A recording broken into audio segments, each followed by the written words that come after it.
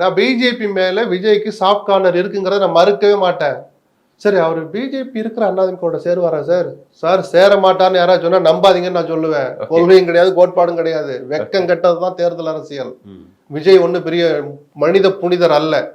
அரசியல்வாதி விஜய் ஒரு ஸ்ட்ராட்டஜியோட வர்றாரு தான் அதை நான் பாராட்டுவேன். ஒரு ஆங்கிள் சொல்ல போறீங்களா? அதனால அருண்ராஜ் நினைக்கிறேன் அவர் போனனாலே பிஜேபி ஏன் அவரை விட்டு அவர் ஆளே கிடைக்கல பிஜேபிக்கு. இல்ல அவர் போகவே இல்லை. நேற்று அவர் கட்சியில சேரல. நேத்து தான் சேர்ந்தார். முந்தா நாள் வரைக்கும் உங்களுக்கு அந்த சந்தேகம் இருந்துச்சா இல்லையா? பிஜேபி களமிறக்கிங்கிற அந்த காதுக்கு வந்துச்சுன்னு சொன்னீங்களா போன கேள்வி? இன்னைக்கு காலையில தான் வந்துச்சா உங்களுக்கு? இல்ல கொஞ்சம் காலமா இருக்குல்ல. அப்ப அருண்ராஜ் சேர்ந்து நேத்தானே. ஸோ ஒரு விஷயத்த வச்சு முடிவெடுக்காதீங்க. அப்படி இருந்தால் அவங்க ரொம்ப சீக்கிரம் அம்பலப்படுவாங்க. அருண்ராஜ் தான் எனக்கு ஏதோ கொள்கை பிடிச்சிருக்கு அப்படின்னு சொல்லிட்டு வந்து சேர்ந்திருக்கார். சேரட்டும். அப்படி புதிய வரவுகளும் முதல்ல விஜய் வரவேற்கணும். அவர் மேல இருக்க குற்றச்சாட்டு என்னன்னா, பல பேர் லெட்டர் கொடுத்து அனுப்பிட்டு இருக்கிறாங்க, இன்னும் வெயிட்டிங்லேயே இருக்கு, அவர் பார்க்க கூட மாட்டாரு அல்லது பார்க்க விட மாட்டாங்கன்னு ஒரு குற்றச்சாட்டு இருக்கு அந்த கட்சி மேலேயும் விஜய் மேலேயும்.